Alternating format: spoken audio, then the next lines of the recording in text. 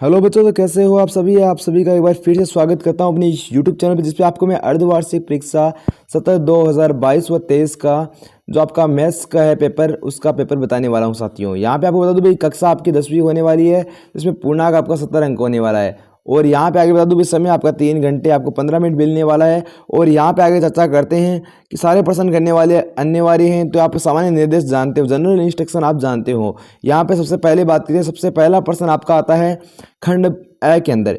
शानदार पेपर है, इसके अकॉर्डिंग ही आपका एग्जाम आने वाला है। इस पेपर को पूरा जरूर देखें और सारे प्रश्न साथियों इसी पेपर से आने वाले हैं। सबसे पहला प्रश्न, समांतर श्रेणी -5 -1 और 3 के 7 का सर्वांतर होगा। सर्वांतर आपको ज्ञात करना है। दूसरा प्रश्न है, रैखिक समीकरण युग में x + y = 8 x - y = 2 का हल ज्ञात करना है।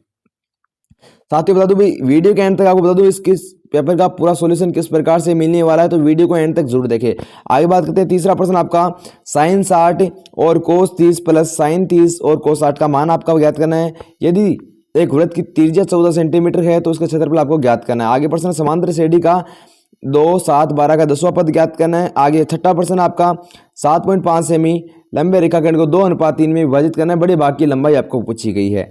सातवां प्रश्न आपका निम्नलिखित आंकड़ों में बहुलक क्या होगा। बहुलक क्या होगा। आठवां प्रश्न, एक पासे को फेंकने पर 4 से छोटा अंक आने की प्रायिकता।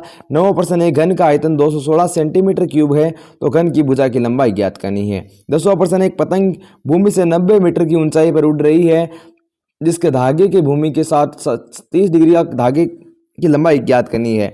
11वां प्रश्न, दो प्राकृतिक संख्या को गुणनफल 750 है और महत्तम समापवर्तक आपका 5 है तो लघुत्तम समापवर्तक आपको ज्ञात करना है। आगे बात करें साथियों, जांच कीजिए कि समीकरण आपको दी गई है। x 2x + 3 = x² + 1 एक द्विघात समीकरण है। बाद में 13वां प्रश्न आपका है, बिंदु दिए गए हैं -5,7 तथा -1,3 मिलाने वाले रेखाखंड की लंबाई आपको ज्ञात करनी है। 14वां प्रश्न आपका, बिना विभाजन प्रक्रिया का उपयोग करते हुए 64/455 का दशमलव प्रसार शांत या अशांत आवर्ती है, ज्ञात करना है।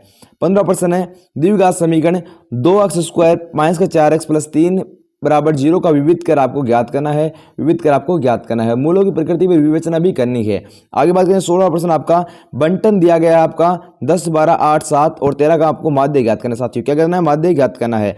17वां प्रश्न आपका, त्रिभुज ABC त्रिभुज DEF समरूप है। AB आपको 1.6 दी गई है और D आपको 2.4 दी गई है। त्रिभुज ABC व त्रिभुज DEF का आपको क्षेत्रफल का अनुपात आपको ज्ञात करना है साथियों। तो बिल्कुल शानदार इंपॉर्टेंट मोस्ट इंपॉर्टेंट प्रश्न है साथियों, आपके एग्जाम में आने वाले हैं। आगे बात करते हैं, वीडियो को पूरा आपको कंप्लीट देखना है और इसका आंसर तो भी आपको बता दूंगा भाई कैसे आपको मिलने वाला है। दी गई आकृति दी गई है AD और लंब है BC पर है, तो सीधा आपको ये करना है, ये आपको प्रूव करना है साथियों। ये जो आपका चीजें हैं इनको आपको प्रूव करके दिखानी है। आगे बात करते हैं साथियों, बिंदु आपको दिए गए हैं 3, -3,10 और 6,8 को मिलाने वाला रेखाखंड -1,6 के किस अनुपात में विभाजित करता है, किस अनुपात में है। और खंड 6 की बात करते हैं साथियों, पहला प्रश्न है, द्विघात बहुपद आपका दिया गया 6x² - 7x -3 के शून्यांक आपको ज्ञात करने हैं। इस बहुपद के शून्यांक और गुणांक के बीच में आपको संबंध भी ज्ञात करना है, सत्यता की भी जांच आपको करनी है। 21वां प्रश्न है, 2 और 101 के बीच 6 से विभाजित होने वाली सभी प्राकृत संख्याओं का योगफल आपको लिखना है।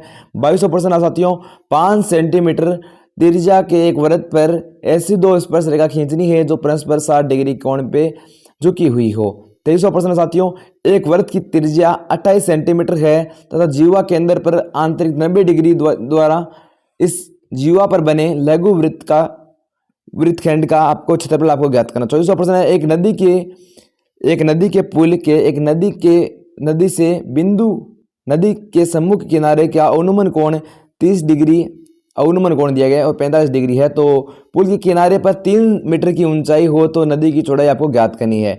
25वां प्रश्न है भाई आपका मोस्ट इंपोर्टेंट साथियों प्रश्न है। ये सारे प्रश्न आपको देखें क्योंकि यही बड़े प्रश्न है, 6 नंबर के आपके आने वाले हैं। तो इन प्रश्नों को देखे बगैर आप नहीं जा सकते क्योंकि 30 नंबर का मैटर यहाँ से आने वाला है। 25वां प्रश्न है, एक थैले में 5 सफेद 3 लाल 2 काले गेंद है तो इस थैले में एक गेंद यादृच्छा निकाली जाती है तो इसकी क्या प्रायिकता है, निकाली गई गेंद सफेद हो। क्या हो साथियों, सफेद हो, दूसरा लाल हो, तीसरी आपकी काली हो। तो भाई इस प्रकार से आपका प्रश्न आने वाला। अगला प्रश्न बात करते हैं 26वां प्रश्न है। निम्नलिखित समीकरण युग्म को आलेखीय या ग्राफीय विधि से आपको हल करना है। तो यहाँ पे समीकरण दी गई है, इनको आलेखीय या ग्राफीय विधि से आपको हल करना है। आगे बात करते हैं, सीधा आपको करने वाला है ये साइन कोस वाला है जो एग्जाम में छपता है साथियों। तो एक तो आपको ये दिया गया है, इसका अथवा वाला साथियों ये मोस्ट इंपोर्टेंट आप तैयार कर सकते हो, आपके एग्जाम में यही प्रश्न आपका आने वाला है। और आगे बात करते हैं, एक धातु का गोला जिसकी त्रिज्या 9 सेंटीमीटर है को पिघलाकर 3 सेमी की त्रिज्या 6 सेमी ऊंचाई वाले कितने बेलन बनाए जा सकते हैं।